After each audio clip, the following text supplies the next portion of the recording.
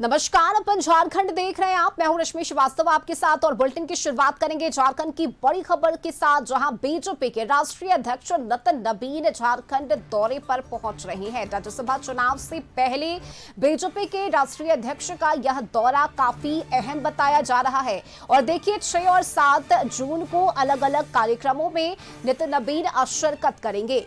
तो ये बड़ी खबर झारखंड से, जहां विधान परिषद चुनाव से पहले बीजेपी के राष्ट्रीय अध्यक्ष झारखंड पहुंच रहे हैं। इस दौरान वे कई कार्यक्रमों में शामिल होंगे। पार्टी नेताओं से उनकी मुलाकात होनी है, बैठक होनी है और संगठन को मजबूत करने पर भी चर्चा की जानी है।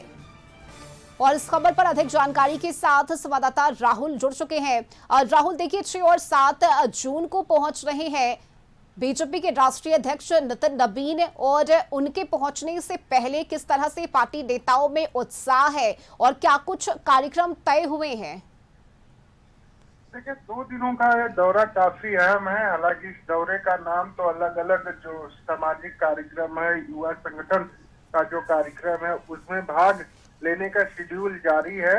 लेकिन उसके साथ साथ जो वरीय नेता है बीजेपी के, उनके साथ भी उनकी बैठक होगी। लेकिन सबसे खास बात यह है कि जो 18 तारीख को राज्यसभा का चुनाव होना है, प्रस्तावित है, उसके लिए नोटिफिकेशन भी जारी कर दिया गया है। और उसके बाद नितिन नवीन का जो चुनाव के ठीक करीब नजदीक आने के बाद झारखंड दौरे पर आना एक तरह से दर्शाता कि कहीं न कहीं बीजेपी पूरी तैयारी के साथ इस बार जो राज्यसभा का चुनाव है उसमें अपने उम्मीदवार देगी।